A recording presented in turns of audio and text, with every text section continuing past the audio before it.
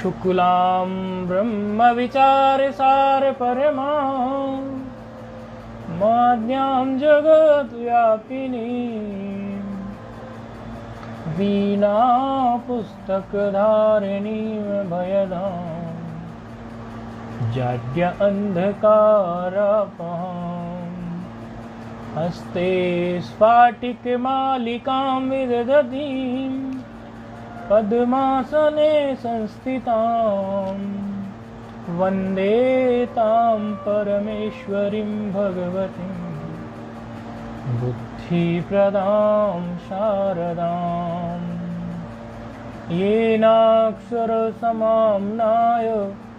मधिगम्य महेश्वरात् कृत्स्नं व्याकरणं प्रोक्तं तस्मै पाणिनये नमः। वाक्यकारं वररुचिं भाष्यकारं पतञ्जलिं पाणिनिं सूत्रकारं च प्रणतोऽस्मि मुनित्रयम्। नत्वा सरस्वतीं देवीं शुद्ध्यां गुण्यां करोम्यहं पाणिनीये प्रवेशाय लघुसिद्धान्तकौमुदीम्। ऐं ह्रीं ऋक् ऐं ऐऔच हयवरट् लण् यमगणनं झपयो गणदस् जपगणदस् खप चट चट तौ कपय सससर हल इति माहेश्वराणि सूत्राणि। नारायण।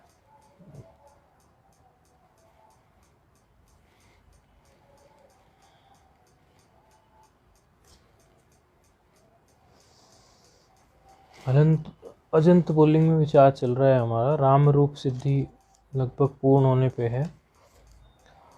षष्ठी विभक्ति हमारी पूर्ण हुई है। षष्ठी विभक्ति में हमने कुछ सूत्र देखे। एक तो षष्ठी विभक्ति में एक आगम आया हर्षनद्यापोनुट, और हर्षनद्यापोनुट आगम हर्षवत अंग से, नद्यांत से और आबंत से परे नुट का आगम होता है। ऐसे अंग को नुट का आगम होता है, अंग से परे नुट का आगम होता है आम को। तो फिर नामी सूत्र प्रस्तुत होता है। नामी सूत्र दीर्घ आदेश करने के लिए होता है, अजंत अंग को दीर्घ कर देता है। तो ऐसे रामधन आम की स्थिति में षष्ठी बहुवचन में पहले नुट का आगम हर्षनद्यापो नुट से हो गया। नुट का आगम होने से टकार हलंत्यम से चला गया, उकार उपदेश से अज से, तस्य लोप से लोप, नकार मात्र शेष रहा। आम में मिलाने से नाम हुआ। तो नाम के पर रहते हर्षत अंग, हर्ष अंग है हमारा, माँ का, माँ में जो अकार है उसी को जो है हमने अजंत अंग है वो दीर्घ कर दिया। तो ऐसे हमें हमारा रामा नाम रूप सिद्ध हुआ। और रामा नाम में हमने देखा कि रेफ के और शकार के बाद में यदि उसके उत्तर में रेफ और शकार से पर में यदि नकार मिले और रेफ शकार से पर में नकार के बीच में यदि व्यवधान केवल अट का, कुप का, आंग का, नुम का हो, तो ऐसी स्थिति में नकार को नकार हो जाए, मूर्धन्य आदेश हो जाए।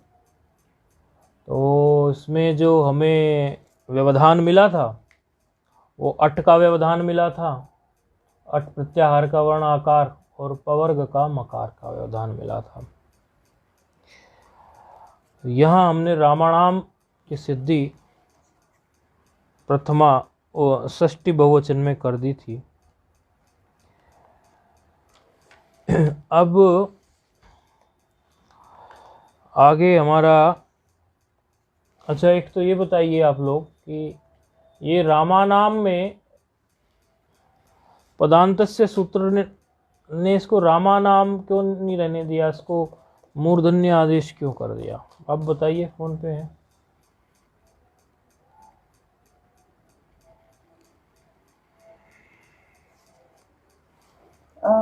क्या पूछा आपने? ये रामानाम में रामानाम क्यों हुआ? पदांतस्य सूत्र ने कुछ किया नहीं क्या? वो लगता नहीं यहाँ रामान में तो उसने रोक दिया था। इसके अणत्व को रोकने के लिए। हाँ,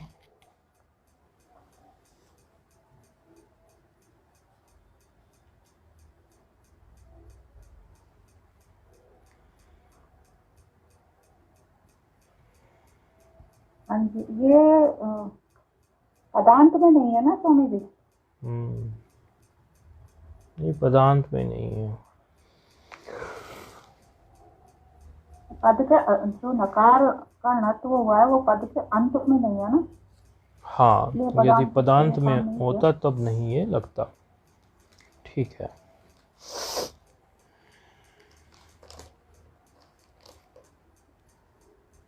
अब स्थिति हमारी सप्तमी विभक्ति की आ रही है।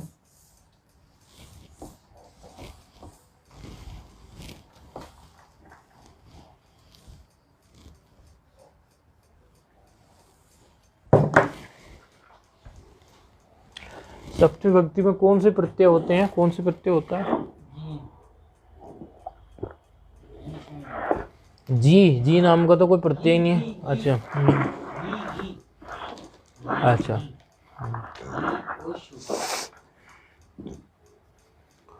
तो क्या आ गया प्रत्यय हमारा? राम धन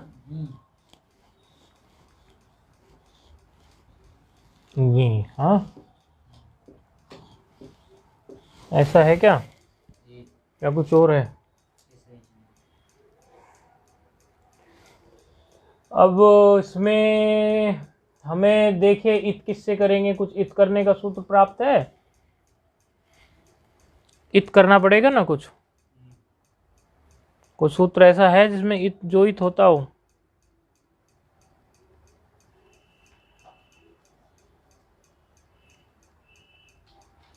आप बताइए फोन पर। हलंत्यम से इसे हुआ समझे। अच्छा, क्या करूं हलंत्यम से? हाँ जी, क्या इत करूं हलंत्यम से? गकार। अच्छा, ठीक कह रहे हैं आप, ये ठीक कह रहे हैं।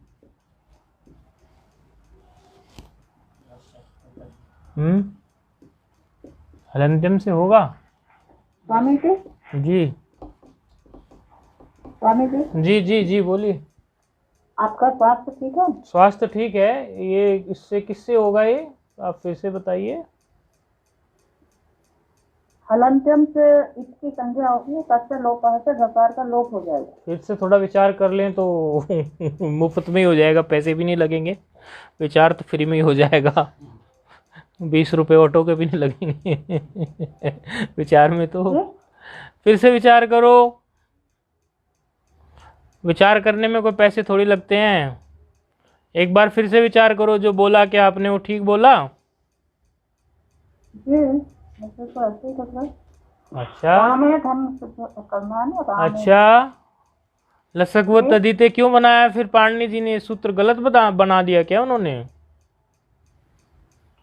लसक व तदिते। अच्छा, गाधन ई है ना? गाधन ई नहीं है, रामधन की है। रामधन ई, हाँ।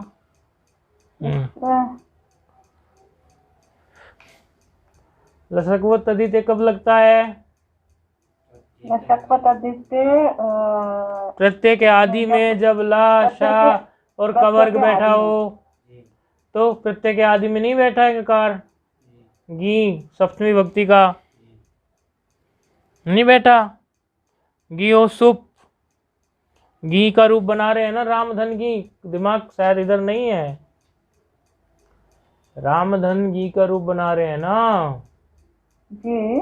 तो फिर आई नहीं बात पकड़ में। Powering off.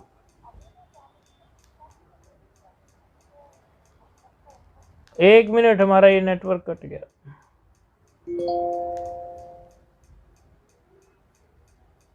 Bluetooth mode. हाँ, अब बोलिए। कट गया था नेटवर्क हमारा।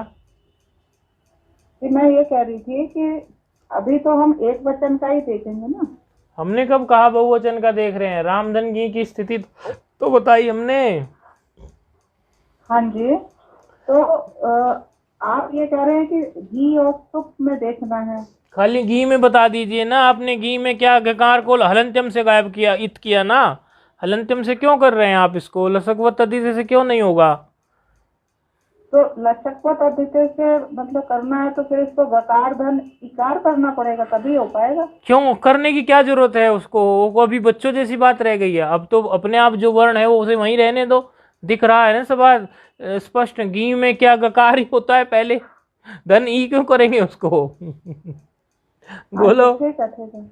गश में लचकवत फिर अद्वितीय। तो ऐसे तो गश में भी कुछ करना पड़ेगा है? गशी में भी कुछ करके आ, गश में नहीं करके आए थे, गशी में नहीं करके आए थे लसकवत तद्धित से। तो यहाँ कौन सी नई बात आ गई? हाँ जी हाँ जी, समझ आ रही है बात ना? हाँ जी आ गए। तो ई मात्र शेष रह गया। तो क्या रह गया अब? रामधन ई। ठीक है, रामधन ई आ गया।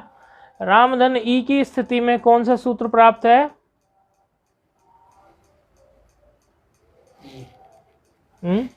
सूत्र का नाम ई है।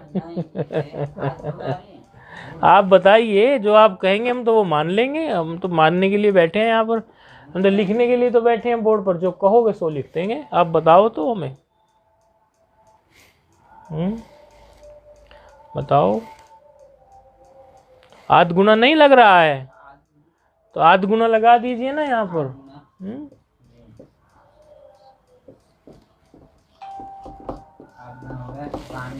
आध गुणा लगने से क्या हो गया ये?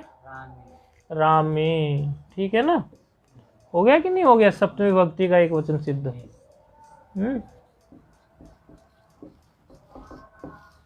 सप्तमी एक वचन।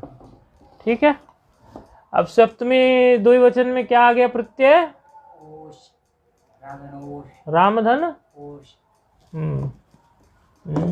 ओस। रात्रि में जो ओस पड़ती है वो ओस या कोई और ओस? दूसरी ओस। ठीक है, पाणनी वाली ओस है। जब प्रत्यय के रूप में उन्होंने सुबंत में ओस की बूंदे टपकाई दो जगह, एक षष्ठी के द्विवचन में, एक सप्तमी के द्विवचन में, दोनों जगह ओस की बूंदे टपकाई उन्होंने। रामधन रामधन ओस का रूप कल बनाया था। बनाओ कोई फटाफट। ना विभक्त तो तुष्मा लगेगा। क्या करेगा?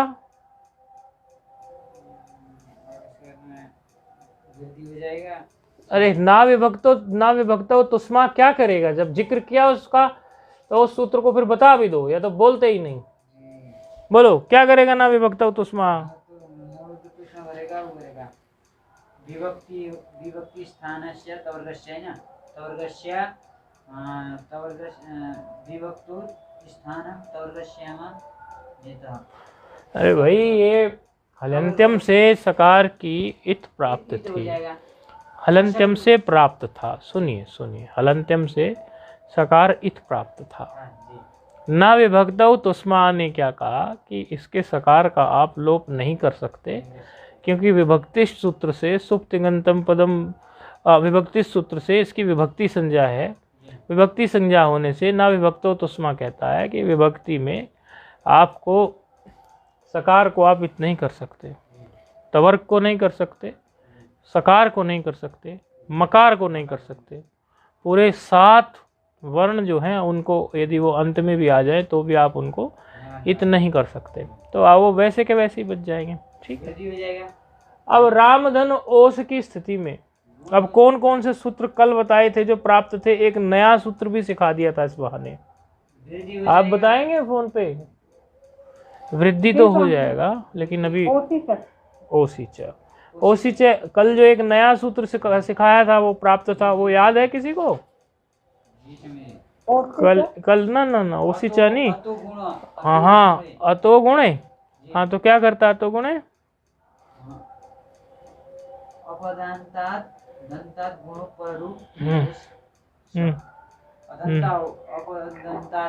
बताओ अतो गुणे क्या करता है? आप बताओ फोन पर। अतो गुणे भी प्राप्त था ना यहाँ पे? हाँ जी हाँ जी। तो क्या करता है अतो गुणे? अतो गुणे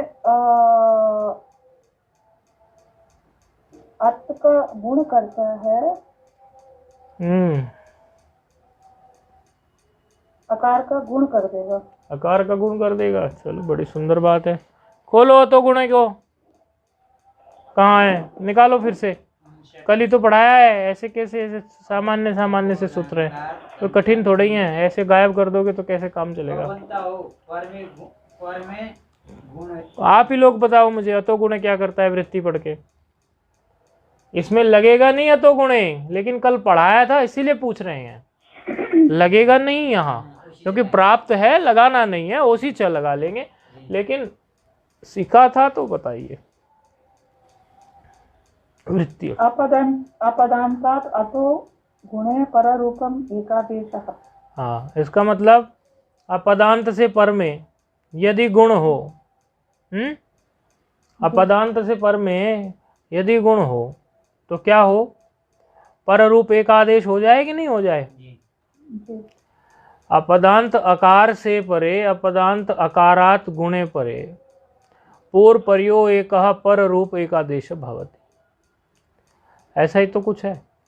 यदि अपदांत अकार से पर में गुण का कोई वर्ण आ जाए, यदि अपदांत अकारात पर गुण वर्ण आगच्छति तर्हि पूर्व पर्योः एक पर रूप एकादेश भवति। सही बोल रहे हैं। यदि अपदांत अकारात परः गुण वर्ण आगच्छति तर्हि पूर्व पर्यो एक पर रूप एकादेश भवति।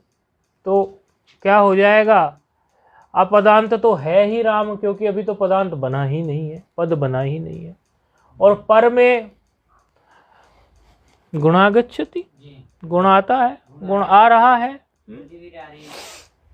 तो ऐसी स्थिति में एक पर रूप आदेश हो जाए, लेकिन रूप जो है वो अनिष्ट बन जाएगा। इसीलिए हमें क्या करना पड़ेगा। यहाँ सूत्र कौन सा लगाया था हमने कल, ओसिच। ओसिच क्या करवाता था,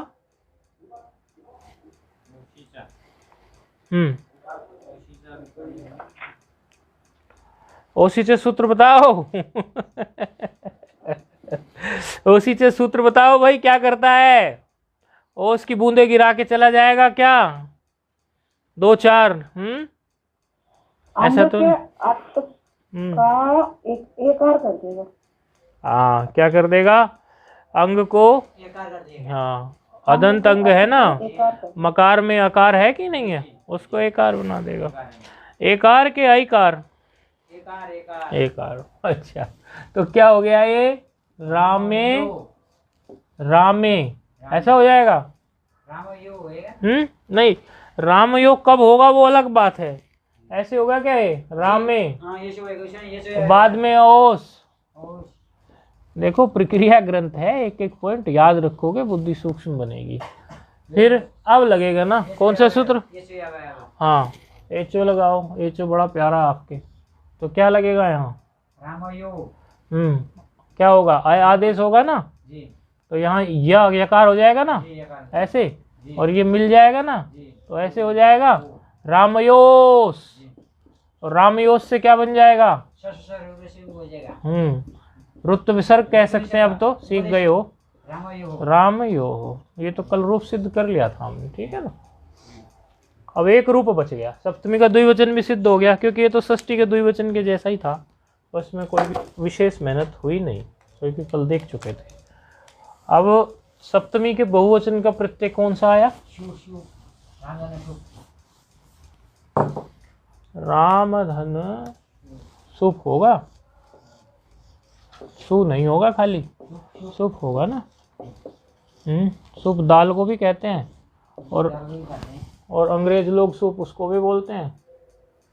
पता है किसको, भोजन से पहले पीते हैं, टमाटर सूप, वेजिटेबल सूप। दाल को संस्कृत में सूप कहते हैं, सुप प्रत्यय। अब ये सुप प्रत्यय में, रामधन सुप प्रत्यय में कोई सूत्र प्राप्त है क्या। पहले तो इसको इत इत्यादि कर लो। पकार की इत हो गई, लोप हो गया, किससे, नहीं, पकार की इत किससे हुआ पकार? विसर्जनीय से किससे? बोलो बोलो, विसर्जनीय से कर दे। और किससे कर दे? लसकवत अजित से। हाँ, ये हुई ना बात, हलंत्यम से तो सू रह जाएगा, फिर उकार भी चला जाएगा, उकार भी उपदेश से नासिक से हो जाएगा। अच्छा, कोई पुराना पढ़ा हुआ सूत्र प्राप्त हो रहा है क्या यहाँ पे?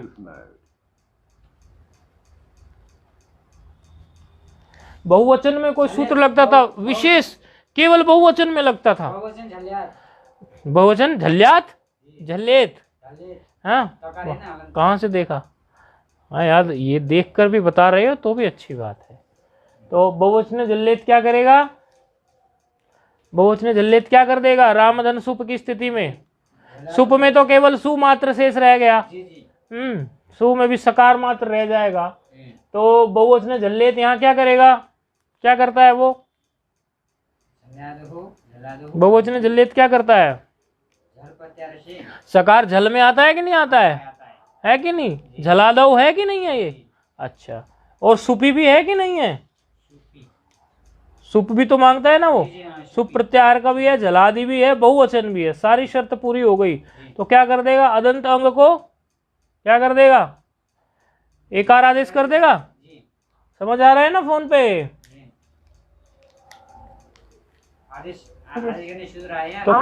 तो क्या हो गया? रामे हो गया कि नहीं हो गया? बहुवचन झल्लेत से। और बाद में तो सकार बैठा है अभी, उसका तो कुछ नहीं हुआ। कौन सा? अभी आ रहा है? अच्छा, शुरू लगा दिया था आपने तो झट से है। अच्छा चलो ठीक है। अगला सूत्र प्रस्तुत हो रहा है ऐसी स्थिति में, रामे धन सु की स्थिति में। आदेश प्रत्ययो हो, आदेश प्रत्ययो हो। अब इसको देख लेते हैं क्या है ये सूत्र, इसकी कहानी भी निपटाते हैं।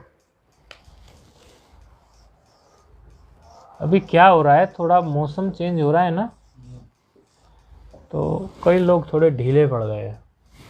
आज कुछ लोगों का पता चला, पता नहीं भगवान ही जाने कोरोना है भी कि नहीं, इसकी भी बड़ी नौटंकियां हैं। आज कुछ लोगों का पता चला फलाने को कोरोना, ढिवाने को कोरोना, बिल्कुल आप जैसे परिचित ही लोगों का पता चला, जानकारी है। तो होगा कि नहीं होगा ये तो ईश्वर ही जाने, तो सब पता नहीं क्या क्या राजनीतिक दबाव हैं। वैसे मौसम परिवर्तन तो हो ही रहा है, तो शरीर पर प्रभाव तो पड़ता ही है। 8-3-59 है सूत्र, ठीक है।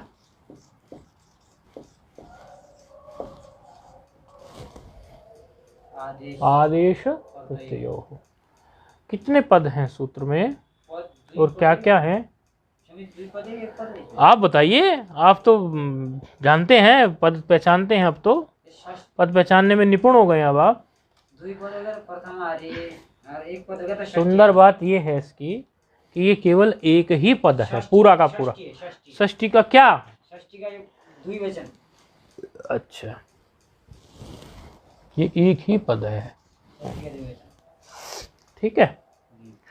अब ये इसकी वृत्ति थोड़ी देख लीजिए, वृत्ति क्या कह रही है। इनको भ्याम,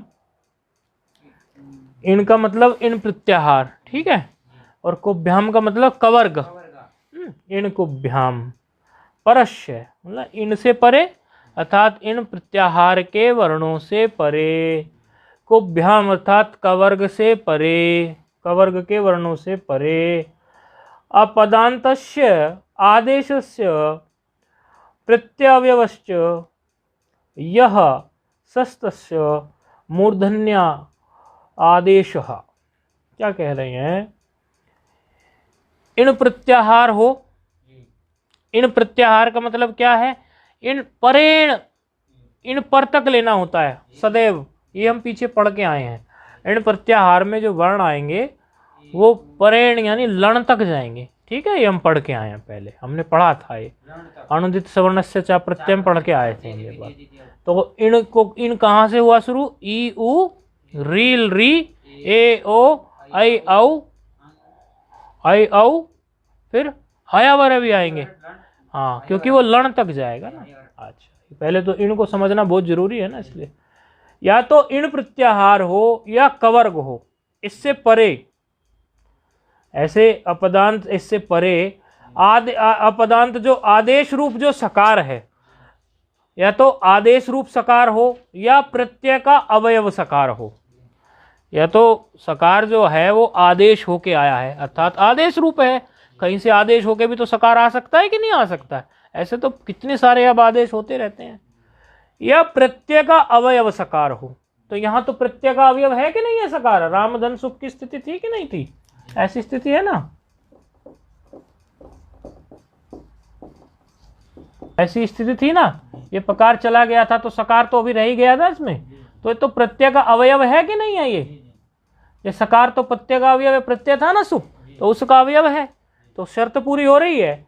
और इण रामे, रामे था, राम नहीं रामे, इण एकार इण में आ गया कि नहीं आ गया, इण प्रत्याहार में मकार का उत्तरोत्तर जो एकार है वो इण में आ गया कि नहीं आ गया, अर्थात इण से परे प्रत्यय का अवयव सकार मिल गया कि नहीं मिल गया, शर्त पूरी हो गई कि नहीं हो गई। अच्छा, फिर क्या कह रहे हैं, ऐसे में क्या हो, यदि ऐसा हो तो कहते हैं उसको मूर्धन्य आदेश हो जाए, ऐसे सकार को क्या हो जाए, मूर्धन्य आदेश। आपको समझ आ गया ना सूत्र, ये फोन पर इसमें क्या इन्होंने इसका दलिया किया, समझ आ गया ना। एक बार और बता दीजिए स्वामी। इन्होंने कहा कि इण कुभ्याम, अर्थात इण का कोई वर्ण हो या तो, या कवर्ग का, कु का मतलब कवर्ग हो गया, तो इण का वर्ण तो माँ में एकार है कि नहीं है, माँ रामे धनसा की स्थिति में तो मिल गया नहीं मिल गया, तो कवर्ग की तो स्थिति इसमें है नहीं, कवर्ग की कहीं और लगेगा। सूत्र तो विश्व तो मुखम है, कहाँ कहाँ लगता है, तो पाणिनि जी का मस्तिष्क इतना तेज है, वो एक ही सूत्र से अनेकों कार्य सिद्ध करते हैं। और कहा है कि पर में जो हो या तो आदेश रूप सकार हो, आदेश होके आया हो सकार, इसका मतलब ये हुआ आदेश रूप सकार मतलब आदेश होके सकार आया हो, या प्रत्यय का अवयव सकार हो, तो यहाँ तो प्रत्यय का अवयव है ना, सुप था उसी से तो सकार बचा, प्रत्यय का अवयव ही तो है कि नहीं। अब आया समझ में सूत्र। हाँ जी, ऐसी स्थिति में क्या करें, ऐसी स्थिति में आप सकार को, जो प्रत्यय का अवयव सकार है या आदेश रूप सकार है, उसको मूर्धन्य आदेश कर दीजिए। अब तुल्यास्य प्रयत्नम सवर्णम से मूर्धन्य कौन कौन से आदेश हो सकते हैं, मूर्धा में कौन कौन से आते हैं बताइए, मूर्धन्य कौन कौन से हैं मूर्धा वाले, सोच के बोलो। लड्डू पेड़ा कुछ नहीं, ऋतुरसाणाम मुर्दा, तो क्या लिखूं, री टू का मतलब ट ठ ड ढ। अच्छा, रे टू हो गया, र रसाणाम भी तो है, श आएंगे कि नहीं आएंगे। अच्छा, तो ये जो वर्ण आए इसमें ये सब मूर्धन्य वाले ही हैं। अब समस्या तो ये आ गई ना कि सकार के स्थान पर किसको बैठाएं फिर, क्योंकि उन्होंने ये तो कहा नहीं। यदि वृत्ति की अगली पंक्ति में हम ना जाएं, इसी पंक्ति को समझें, तो उन्होंने सिर्फ इतना कह दिया कि सकार को मूर्धन्य आदेश हो जाए। अब मूर्धन्य में तो री भी है, टा भी है, ठा भी है, डा भी है, ढक्कन भी है, अणा भी है, ये सब है। तो अब मुझे ये बताइए आप कि हाँ, दंत सकार को सीख रहे हो अभी, है ठीक है। अब इसमें से क्या लेंगे, तो यदि हम इनका स्थान देखें तो सकार के साथ स्थान तो किसी का मिलता ही नहीं है। क्यों नहीं मिलता, क्योंकि स्थान सकार का क्या है, सकार का स्थान क्या है, ये सकार, ये रामेदन, हाँ ऋतुलसानाम दंता, और इसमें से कोई दंत का है नहीं है। समझ आ रहा है ना फोन पर, स्थान तो मिला नहीं, तो फिर क्या करते, स्थान नहीं मिलता तो आभ्यंतर और बाह्य प्रयत्न की तरफ बढ़ते हैं कि नहीं बढ़ते हैं। अब इसका आभ्यंतर प्रयत्न देखिए, अब कहेगा आज तो फंसा दिया गुरुजी ने, फिर वहीं ला के खड़ा कर दिया जहाँ पे दिमाग बहुत चलाना पड़ता है। अब भाई हमें भी फंसा देते थे हमारे गुरुजी। तो अब बताओ सकार का, अब खोल लो सूत्र याद ना हो तो, अब सकार का आभ्यंतर प्रयत्न बताओ, और ये जो रखे हैं सामने इन सब का आभ्यंतर प्रयत्न टेस्ट करो, तब फिर सेटिंग बैठेगी। पहले सकार का तो बता दो, आभ्यंतर प्रयत्न बता दो, और इसका बाह्य प्रयत्न भी बता दो सकार का। हाँ, सारणी में से देख लिया हमने, तो सारणी में से देखने की बजाय आप अगर सूत्र में देखते तो आपको सूत्र याद होता। सूत्र में देखो सकार का ईषद विवृत क्यों है, यदि देखना ही है तो तुल्यास्य प्रयत्नम सूत्र में देखो ऊपर, सारणी में देख के झट से मत बताओ। देखो किस कारण से इसका ईषद विवृत है सकार का आभ्यंतर प्रयत्न, कुछ उसमें कारण है, कुछ बताओ कैसे है सकार का। थोड़ा मस्तिष्क चलाने के लिए तो बने होते हैं सूत्र। ये तो स्थान है, आभ्यंतर प्रयत्न देखो दाएं पेज पर। हाँ 5 प्रकार के अभ्यंतर प्रयत्न थे, तो 5 प्रकार के अभ्यंतर प्रयत्न में देखिए सकार किस में फिट बैठता है। ईषद विवृत उष्माणाम है क्या कहीं लिखा हुआ? लिखा है। Powering off. उष्माणाम का मतलब क्या होता है? उष्म वर्ण कौन कौन से हैं? फिर नीचे उष्म वर्णों के लिए भी बोला होगा, कौन से होते हैं उष्म वर्ण? उष्म वर्ण कौन से होते हैं? Bluetooth mode. होते हैं ना, उष्म वर्ण होते हैं ना वो स। अच्छा, और सकार का बाह्य प्रयत्न देखो, बाह्य प्रयत्न आप बता दो, बाह्य प्रयत्न फोन पे इनको भी देखने दो, दोनों बता दो या कोई एक बता दो।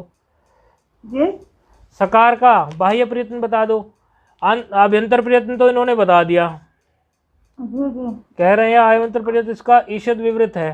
हैं? ईषद विवृत ही है कि कुछ और है? ईषद विवृतम, ईषद विवृत है। ईषद विवृतम उष्मणाम। अब बाह्य प्रयत्न भी बता दो सकार का, सारी बात बताओ, व्यवहार इत्यादि भी बताओ, पूरा बताओ। द्वितीय चतुर्थौ शलश्च महाप्राणाः। अच्छा, और भी तो बताओ कुछ, जी और भी तो बताओ कुछ, खाली महाप्राण थोड़ी पूछना हो, व्यवहार इत्यादि भी बताओ। खर विवारा श्वास अघोषश्च। हर में आएगा ये। हाँ, फिर घबराओ नहीं, जो तुम कह रहे हो वो सोच समझ के ही तो बोलोगे, तो बोलो क्या हाँ आएगा। जी बाह्य प्रयत्न में खर में है ये विवार श्वास अघोषश्च। ठीक है, कोई बात नहीं। और ईषद विवृत हो गया, और बाह्य प्रयत्न में क्या हो गया? विवार श्वास अघोष। अघोष। अब इनमें से ये देख लो आप, इनमें से किसी का ईषद विवृत है? पहले ईषद विवृत ही मिला लो आप। ईषद विवृत किसी का है? केवल शकार मात्र का ईषद विवृत है, और का है ही नहीं। एक तो इसी के साथ मिल रहा है, तो बाकी भी इसी के साथ मिला के देख लो। ये विवार समास अघोष भी मिला के देख लो, मिल रहे हैं क्या शकार के साथ? देखना तुलना करके। ये जो मूर्धन्य है शकार, ये इसका क्या है? विवार समास अघोष ही है या कुछ और है? ये तो खर में ही आता है ना स्वामी जी। हाँ, तो बैठ गई कि नहीं बैठ गई सेटिंग फिट? तो इसीलिए इन्होंने तो शॉर्टकट में लिख दिया ना, हमने इसकी तुलना कर ली। इन्होंने शॉर्टकट में लिख दिया कि ईषद विवृतस्य सस्य तादृश एव शह, ऐसे लिख दिया ना इन्होंने शॉर्टकट में। हमने इसको थोड़ा घिस के देख लिया, तो सकार के स्थान पर आदेश क्या हो गया? मूर्धन्य शकार। तो क्या हो गया? नहीं, हाँ बोलो बोलो।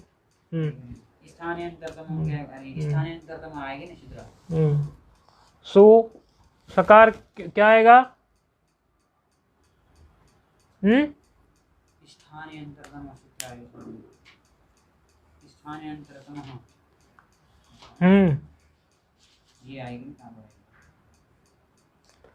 शकार आ गया कि नहीं आ गया?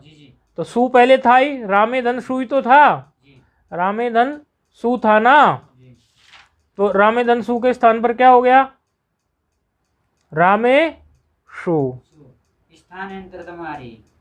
स्थानीय अंतरतम में तो आएगा ही, वो ठीक है, लेकिन आप स्थानीय अंतरतम में किस दृष्टि से कह रहे हो, हमें ये तो बता दो। इसमें शु आ रही है, शु शु आ रही, शु स्थान में आ रही। प्रसंग से सदृशम आदेश रामेश्वर रूप में कोई दिक्कत आ रही है क्या आपको सिद्ध होने में? बोलो। रामेश्वर जो सिद्ध हुआ है ये, इसमें कोई समस्या आ रही है क्या? डाउट हो रहा है क्या कोई? तो ये हो गया हमारा राम का रूप सिद्ध हो गया। कह रहे हैं एवं कृष्णादयो, अब सारे जो अकारांत हैं कृष्ण इत्यादि वो भी राम का रूप सिद्ध हो गया है। एक बार उच्चारण कर दो, रूप तो याद होगा, हम कोई आपसे रूप थोड़े बनवा रहे हैं। चलो करो सब लोग। राम का हम्म, मतलब सूत्र लगाना है क्या? सूत्र नहीं लगवा रहे हैं, डरो मत, खाली राम का रूप उच्चारित करो। राम रामो रामः रामम रामो ऐसे नहीं, राम रामौ रामाः इति प्रथमा, रामम रामौ रामान इति द्वितीया, करो ऐसे। रामेण रामभ्यं रामेभ्यः तृतीया, रामेण रामभ्यं रामेभ्यः चतुर्थी, रामात् रामभ्यः रामेभ्यः दोनों ही रामे बना दिए। रामेभ्यः रामस्य रामयो रामाणां षष्ठी, रामे रामयो रामेषु सप्तमी, हे राम हे रामो हे रामः।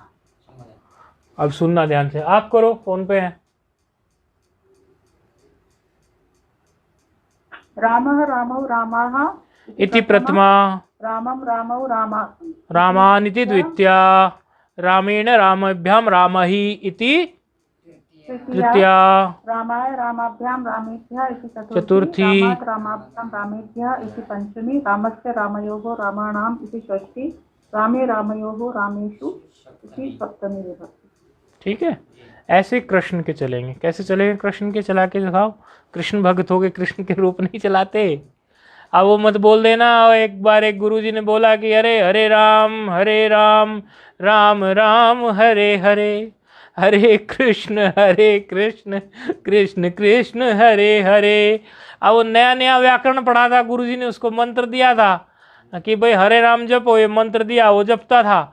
अब उसने पढ़ ली व्याकरण किसी गुरुजी के पास, पढ़ जाके कहने लगाओ हरे राम राम राम बोलने की जगह रामऊ, हरे हरे, हरे कृष्ण नहीं बोला, फिर से हरे कृष्णऊ।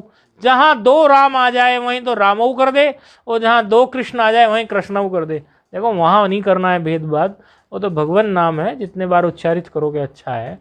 कृष्ण का रूप सुना दो। अब इसी राम के जैसा ही तो है, डरते क्यों हो? कृष्णः कृष्णौ कृष्णः, हम्म कृष्णं कृष्णौ कृष्णान्, हम्म कृष्णेन कृष्णाभ्यं कृष्णेभ्यः, कृष्णयो कृष्णई नहीं होगा, कृष्णई।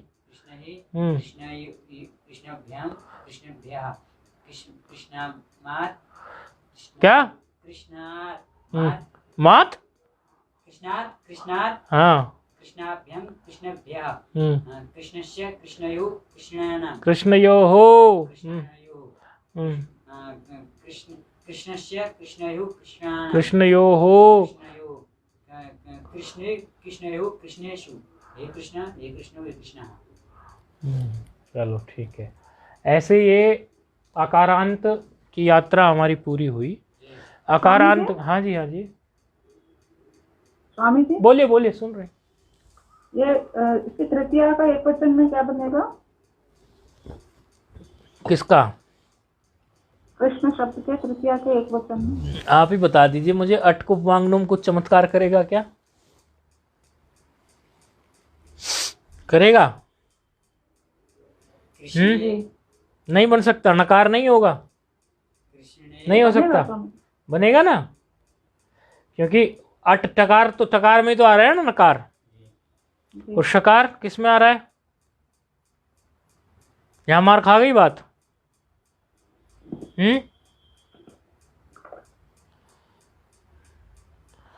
रेफ के बाद में एक तो शकार का व्यवधान है और एक रेफ के बाद में नकार का व्यवधान है।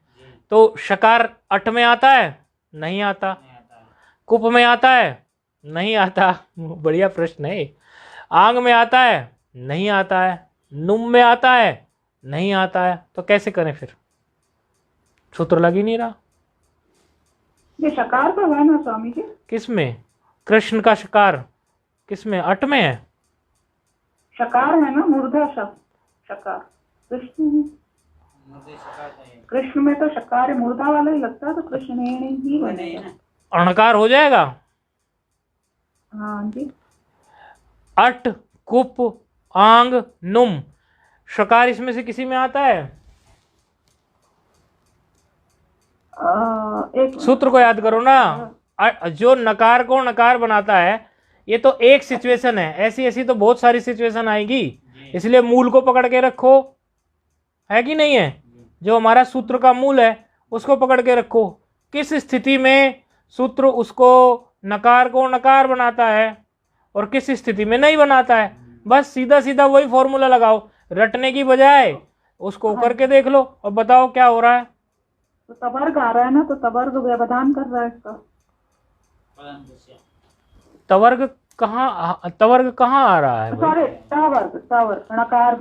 नकार तो टवर्ग में है, तो टवर्ग को तो हमने लिया ही नहीं है। अट को पांगनुम में कहाँ आया टवर्ग?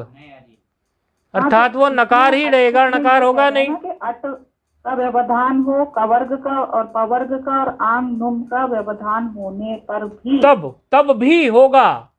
हाँ जी, लेकिन ऐसा कुछ नहीं, ये ऐसा कुछ नहीं है, ये व्यवधान होने पर हो जाएगा। इसका मतलब ये नहीं है कि सर्वत्र ही हो जाएगा। हाँ जी, वही ये व्यवधान होने पर होगा, अन्य के होने पर नहीं होगा। हाँ जी, तो तवर्ग है तो इसलिए नहीं होगा ये। हाँ, नकार का मूर्धन्य नहीं होगा जी, ठीक है ना, नकार रहेगा यानी मूर्धन्य आदेश नहीं होगा, ठीक है ना। कृष्णेन रहेगा, कृष्णेण नहीं होगा, दो नकार नहीं आएंगे, एक ही नकार रहेगा। हाँ, एक नकार जो कृष्ण वाला जो है वो ही रहेगा, कृष्ण के बाद दूसरा नकार नहीं आएगा, क्योंकि अटकुपांगनुम से वो व्यवधान जो है वो जो शकार ने गड़बड़ कर दी। हाँ, बाकी तो मामला फिट हो जाता, क्योंकि और तो मामला जो है देख लेते हम, लेकिन वो शकार ने गड़बड़ कर दी नहीं। और अट कुप का कवर्ग और पवर्ग कहाँ आता बोलो? वो तो नकार ने भी गड़बड़ कर दी, दोनों ने गड़बड़ कर दी ना, तो नहीं आ रहे उसमें, ठीक है ना। तो ये है, राम का रूप थोड़ा तैयार कर लो। एक काम करो, एक आध सूत्र में और घिस सकते हैं, तो सोच रहे हैं आज, लगता है वो भी ढीले पड़ गए आज, वो लग रहे थे दिन में आए थे, भिक्षा देने आए थे, तो ढीले तो हो ही रहे थे वो कोई नहीं, आज मौसम थोड़ा बदला बदली है। ये इसमें ये सूत्र गिनकर राम के रूप में कितने सूत्र हमारे लगे हैं आप समझ लो, अर्थवत धातु प्रत्यय से ही समझ लो, ठीक है। रमु क्रीड़ायाम से ना भी समझो भले, तो जो लघु में पढ़े हैं वो तो सामने ही बैठे हैं कि नहीं बैठे हैं? गिनो फटाफट कितने सूत्र हैं टोटल। हाँ, गिनना है, खाली थोड़ी छोड़ना है। राम को तो कम से कम अपनी बुद्धि में फिट करना है कि नहीं करना है? हाँ, नहीं उनको रहने दो, जो अभी सामने इसमें दिख रहे हैं अजंत पुल्लिंग के गिन लो। इसका करे 35 या 36 है स्वामी जी, सब गिन के बैठे हो। बोला 18 19 20 21 22 23 35 हैं। इन 35 सूत्रों को के द्वारा पर्याप्त समय है। 35 सूत्रों के द्वारा, यदि आप ये कहेंगे कि कल सप्तमी है, सप्तमी अष्टमी की छुट्टी कर दो, वो भी कर सकता हूँ मैं, लेकिन कोई ज़रूरी नहीं है, आप उसी कोशिश करो, अष्टमी तो आ ही रही है।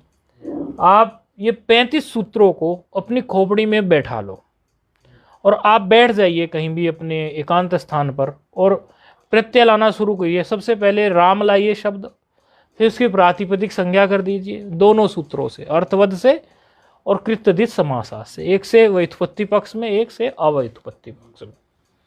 उसके बाद में उनकी प्रातिपदिक संज्ञा करने के बाद में आप 21 प्रत्यय ले आइए, जिसमें 3 सूत्रों का अधिकार चला लीजिए।